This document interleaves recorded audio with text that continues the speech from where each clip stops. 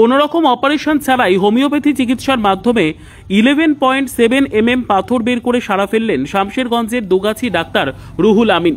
মাত্র 3 মাসের মধ্যেই চিকিৎসা করে প্রসব নালীর মাধ্যমে পাথর বের করতে সক্ষম হন ওই ডাক্তার। জানা গিয়েছে, বেশ কিছুদিন ধরে পেটের ব্যথার সমস্যায় ভুগছিলেন সুতির উমরাপুর অঞ্চলের চণ্ডীতলা গ্রামের বাসিন্দা মাসিম শেখ। পেটের ছবি করতেই ধরা পড়ে পেটে 11.7 mm পাথর। বহু চিকিৎসককে দেখিয়েও সমাধান না হওয়ায় অবশেষে দোগাছি অঞ্চলের দোগাছি ডিবিএস মোড়ের ডাক্তার রুহুল আমিনের দ্বারস্থ হন চণ্ডীতলা গ্রামের বাসিন্দা মাসিম শেখ। তারপরে শুরু হয় ওষুধ। কোনো রকম অপারেশন ছাড়াই হোমিওপ্যাথি ওষুধ দিয়েই 3 মাসেরও কম সময়ের মধ্যেই সেই পাথর বের করতে সক্ষম হন ডাক্তার রুহুল আমিন। প্রসব নালী দিয়ে বেরিয়ে এসেছে সেই পাথর। দীর্ঘদিন ধরে যন্ত্রণার ভোগান্তি থেকে অবশেষে রক্ষা পেয়েছেন মাসিম শেখ। এদিকে ডাক্তার রুহুল আমিনের চিকিৎসার মাধ্যমে 11.7 mm পাথর বেরিয়ে আসায় এলাকায় যথেষ্টই সাড়া পড়ে যায়। আমার কাছে যখন এলো পেশেন্ট, সেটা মাসিম শেখ, তার ইউরেটারে 11.7 এবং বাম কিডনিতে 3 mm পাথর ছিল। তো সেটা 11.7 mm পাথরটা অবশ্যই একটা অপারেশনযোগ্য। অত বড় পাথর এই হালকা নালীর মধ্য দিয়ে বের হওয়া একটা অসম্ভবই ব্যাপার। তবে আল্লাহর একটা অশেষ কৃপায় আমি রিপোর্টটা দেখার পরে ওনাকে 3 মাস সময় দিলাম, যে 3 মাস মাওলানা সাহেব আপনি ধারাবাহিকভাবে ওষুধটা খান, দেখেন ইনশাল্লাহ আল্লাহর রহমতে ক্লিয়ার হয়ে যাবে। তো আমি 15 দিন করে ওষুধগুলো দিলাম। 6 বার দেওয়ার পরে, অর্থাৎ 3 মাসের মাথায়, মোটামুটি 10 দিন মতো বাকি ছিল, এই মুহূর্তে পরপর 2টো পাথরগুলো আল্লাহর রহমতে বেরিয়ে গেছে।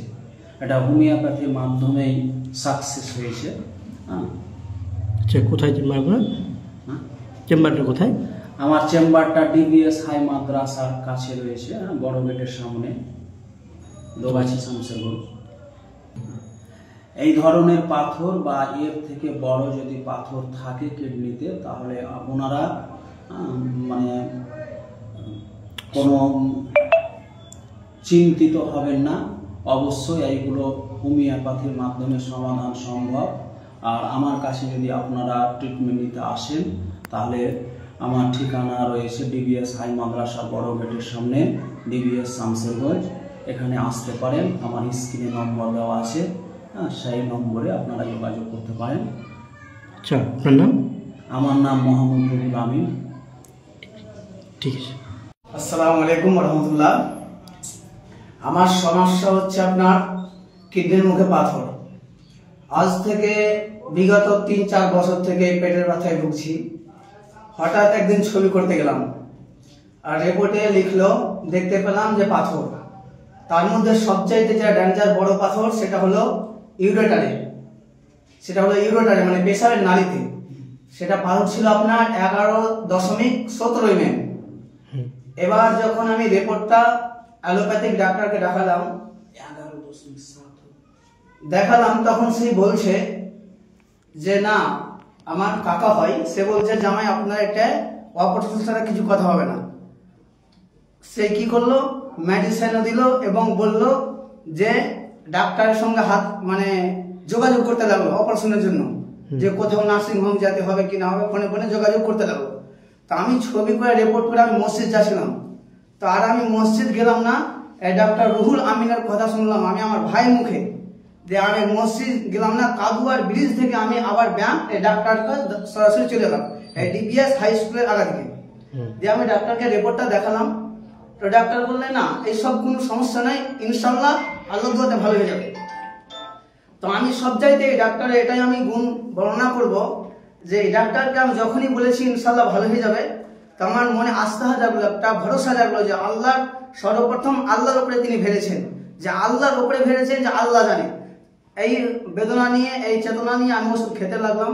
খেতে যাবত 3 মাস হয়ে আসছে। আর শেষ ওষুধ দিবে, আর ডাক্তার সাহেবের সঙ্গে আমি দেখা করলাম। আর ডাক্তার সাহেব আমাকে বলল যে মৌলানা সাহেব, আপনার এটা 3 মাসের শেষ ওষুধ, এই ওষুধ খান, ইনশাল্লাহ পাথর পড়ে যাবে। আর আমি শেষ ওষুধ নিয়ে গিয়ে মসজিদ গেলাম। আর মসজিদে বেশি নয়, 2 থেকে 3 দিন আমি ওষুধটা খেলাম।